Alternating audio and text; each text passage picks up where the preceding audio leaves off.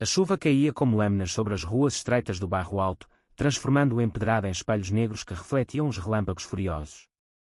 João, de avental branco encharcado colado ao corpo, corria sem direção, o coração aos saltos, quando viu o carro de luxo derrapar violentamente contra o muro antigo. A porta abriu-se com um gemido metálico e um homem alto, de fato escuro, cambaleou para fora, o sangue escorrendo da testa, os olhos vidrados pelo choque. João não pensou duas vezes. Atravessou a rua em segundos, ignorando o vento que lhe chicoteava o rosto, e segurou o desconhecido antes que ele caísse de joelhos no chão molhado. Aguente-se! Gritou, a voz quase engolida pelo trovão. Eu sou chefe, sei fazer torniquetes improvisados. Vamos, apoie-se em mim. O homem, Miguel Ferreira, CEO da maior cadeia hoteleira do país, ergueu o olhar turvo e, por um instante, sentiu algo estranho naquela voz firme, naquele toque urgente nas costas. Não era piedade. Era determinação pura. E, pela primeira vez em anos, Miguel deixou-se ser ajudado. João levou até à pequena tasquinha que herdara do avô, o Sal do Mar, fechada naquela noite por causa da tempestade. Acendeu as luzes quentes da cozinha, sentou Miguel numa cadeira de madeira velha e começou a limpar o ferimento com mãos hábeis, as mesmas que preparavam pratos premiados todas as noites. Como se chama? Perguntou Miguel, a voz rouca. João. João Mendes. E você? Miguel. Apenas Miguel. João franziu o sobrolho. Aquele rosto parecia-lhe vagamente familiar, mas a adrenalina toldava-lhe a memória.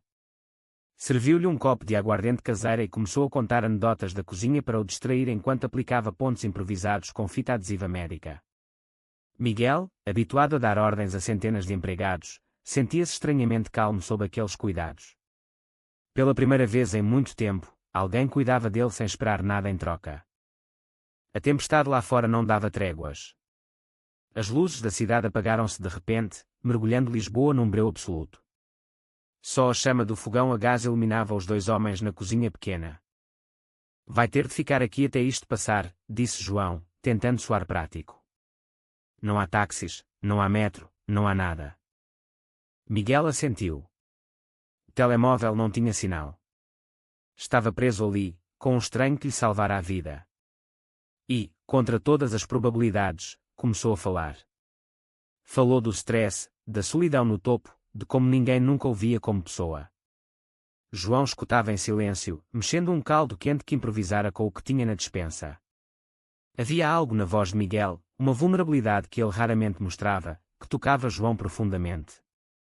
Quando o caldo ficou pronto, serviu duas malgas. Comeram lado a lado, ombros quase se tocando, o vapor subindo entre eles como uma cortina íntima. Miguel olhou para João de lado e, pela primeira vez, reparou nos olhos castanhos intensos, no sorriso tímido que surgia quando falava de comida. És gay? Perguntou Miguel de repente, sem filtro, como quem arranca um penso rápido. João congelou com a colher a meio caminho da boca. Depois sorriu, um sorriso triste. Sim. E isso é problema para ti? Miguel baixou o olhar para a malga. Não. Já não. A frase pairou no ar quente da cozinha. João sentiu o coração acelerar de novo, mas desta vez não era pela tempestade. Havia algo naquele já não que carregava história, dor, talvez arrependimento. Lá fora, o vento uivava como se soubesse dos segredos que aqueles dois homens ainda não suspeitavam partilhar. A manhã seguinte trouxe um céu lavado, quase ofensivo de tão azul. Miguel acordara no sofá pequeno da tasquinha, coberto por um cobertor que cheirava a mar e alecrim.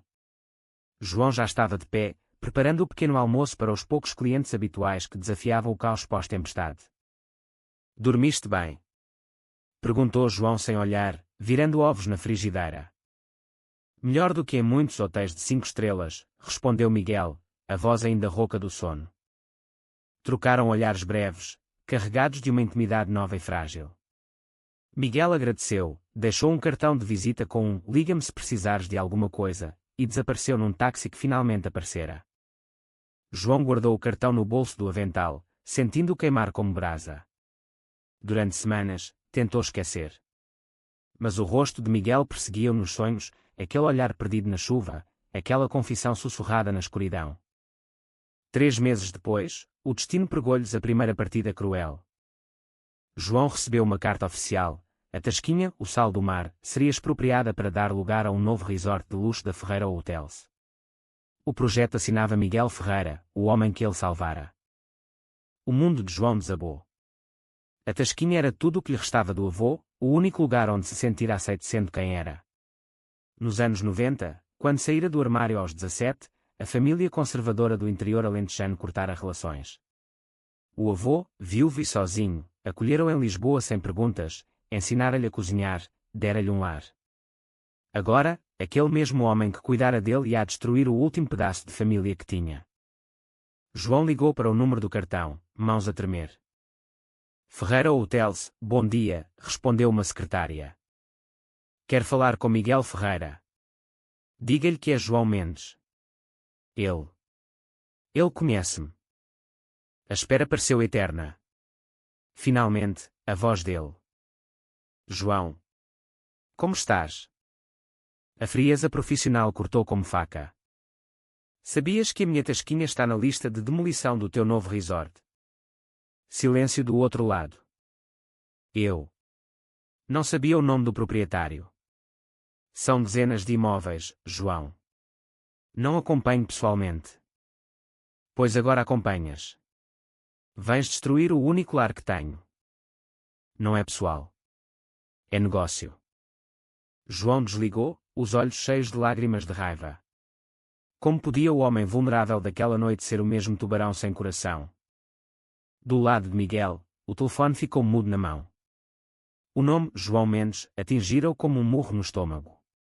Durante meses tentara esquecer aquela noite, aquele calor humano que o abalara até ao osso.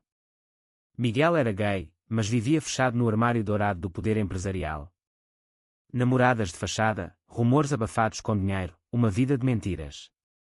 Naquela noite com João sentira, pela primeira vez, o que poderia ser viver autenticamente. E agora destruía o mundo dele sem saber. Ordenou à equipa que suspendesse a expropriação daquele imóvel específico. Mas o dano já estava feito, João recusava qualquer contacto. Os meses seguintes foram de guerra fria. João tornou-se o rosto da resistência local contra o mega resort. Entrevistas na televisão regional, petições, protestos pacíficos à porta das obras. A comunidade LGBT de Lisboa abraçou a causa, não só pela Tasquinha histórica, mas porque João era um dos seus, aberto e orgulhoso num bairro que sempre os acolhera. Miguel via tudo à distância, incapaz de intervir diretamente sem expor a ligação pessoal. Mandou emissários oferecer compensações financeiras generosas. João recusou todas. Uma noite, durante uma manifestação à luz de velas, Miguel apareceu disfarçado de cidadão comum, boné enfiado até aos olhos. Viu João no centro, megafone na mão, voz firme mas olhos marejados ao falar do avô e do significado daquele espaço para tantos jovens que, como ele, tinham sido rejeitados pelas famílias. Quando a multidão se dispersou, Miguel aproximou-se. Precisamos de falar. João virou-se, o rosto endurecido pela surpresa e pela raiva. Não temos nada para falar, Sr. Ferreira. Temos, sim. Por favor. Só 5 minutos. Contra o bom senso, João aceitou ir até ao mirador próximo, vazio àquela hora. Sentaram-se num banco virado para o Tejo Negro. Eu não sabia que era a tua Tasquinha, começou Miguel, voz baixa. Juro. Isso não muda nada. Vais destruir vidas de dezenas de pessoas por um resort de luxo que ninguém pediu. Eu posso parar o projeto inteiro. João virou-se bruscamente. Por quê? Por pena? Por culpa daquela noite. Miguel respirou fundo. Porque desde aquela noite que não consigo esquecer-te. Porque foste a única pessoa em anos que me viu como humano, não como marca ou conta bancária. E porque? Porque também sou gay, João. E tenho medo todos os dias de ser quem sou. As palavras saíram como um grito abafado. João ficou em silêncio, processando. A raiva misturava-se com uma compaixão inesperada. Então vive no armário e destrói a vida dos outros para manter a fachada? Perguntou, voz cortante. Miguel baixou a cabeça. É mais complicado. A empresa, a família, os acionistas. Complicado é ser expulso de casa aos 17 por gostar de rapazes. Complicado é enterrar o avô sozinho porque a família não apareceu ao funeral por vergonha.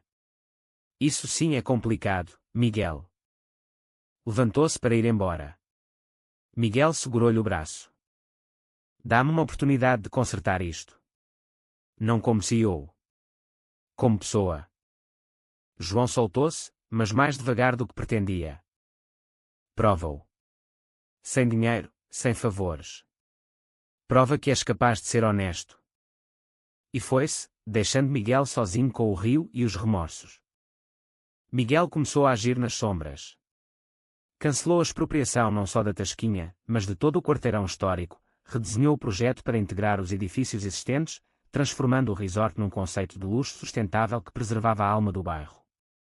Mas não contou a ninguém o motivo real. Apenas informou a equipa que mudara de ideias. João soube pelas notícias. Desconfiado, pensou ser manobra de relações públicas.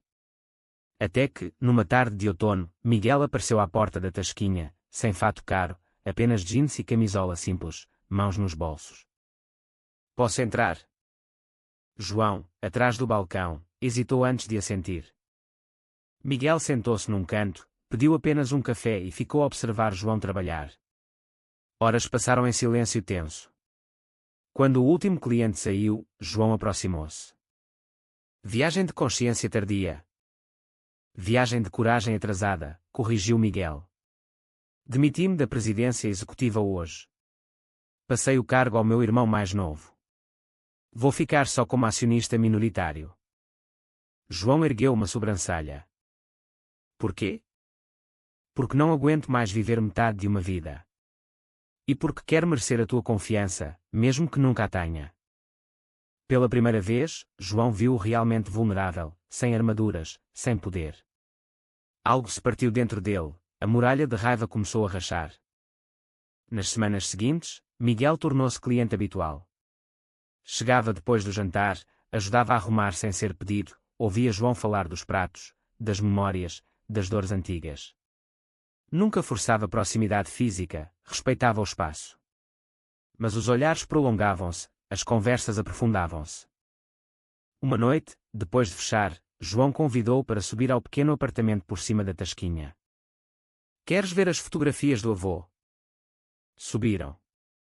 O espaço era pequeno, cheio de livros de culinária e plantas. Sentaram-se no sofá gasto, álbum de fotos aberto entre eles. Miguel viu João adolescente, magro e assustado, ao lado do avô orgulhoso. Viu fotografias de festas antigas onde casais do mesmo sexo dançavam discretamente nos anos 80. Ele nunca me julgou, disse João, voz embargada.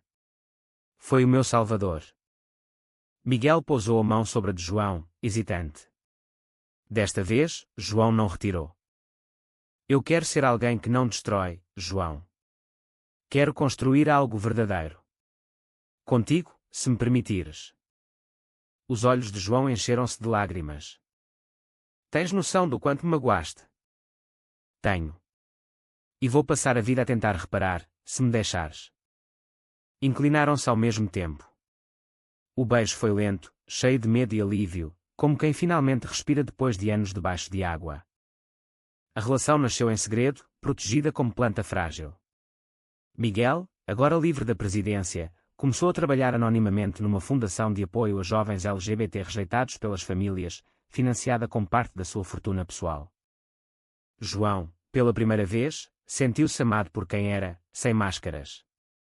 Cozinhava para Miguel pratos especiais, inventava receitas inspiradas nele, um risoto com tinta de choco, tão negro e profundo como os teus segredos, brincava. Mas o passado não perdoa facilmente. Um jornalista sensacionalista descobriu a ligação antiga entre o cancelamento do resort e a Tasquinha de João. Publicou uma matéria insinuando favoritismo sexual, expondo Miguel como gay pela primeira vez publicamente. As ações da Ferreira Hotel se caíram. A família conservadora de Miguel rompeu relações. A mãe, devota católica, chorou ao telefone, preferia que tivesses morrido naquele acidente. Miguel enfrentou tudo com uma dignidade silenciosa que impressionou João. Deu uma entrevista calma, assumiu a orientação sexual, defendeu o direito à privacidade mas também à verdade. Perdi muito, disse a João numa noite, os dois abraçados na cama pequena. Mas ganhei-te. Valeu cada preço. João, porém, carregava culpa nova. Fui eu que te forcei a sair do armário antes de estares preparado. Não. Tu deste-me coragem para ser inteiro. A crise trouxe-os ainda mais perto. João expandiu a tasquinha, abriu uma sala de jantar maior com a ajuda discreta de Miguel, transformando o Sal do Mar num ponto de encontro seguro para a comunidade LGBT lisboeta, jantares temáticos, noites de poesia, apoio psicológico informal. Mas o maior teste ainda estava por vir. Numa noite de inverno, a mãe de Miguel, de Leonor, apareceu inesperadamente à porta da tasquinha. Idosa, elegante, olhos vermelhos de chorar. Miguel, que jantava com João, ficou petrificado. Posso falar contigo? A sós, pediu ela. Miguel hesitou, olhou para João em busca de força. João apertou-lhe a mão por baixo da mesa. Fala aqui, mãe. O João é família. De Leonor sentou-se, mãos trêmulas sobre a toalha achadrezada. Vim pedir perdão. Ao meu filho. E a ti, João? Contou que, depois do escândalo, uma antiga amiga de juventude lhe confidenciara ter uma filha lésbica rejeitada pela própria família anos antes. A dor daquela mãe espelhara a sua. Passara noites em claro, relendo cartas antigas do marido, o pai de Miguel, que, antes de morrer, lhe confessara ter amado um homem na juventude e ter vivido infeliz por esconder. O teu pai sofreu em silêncio, disse, voz quebrada.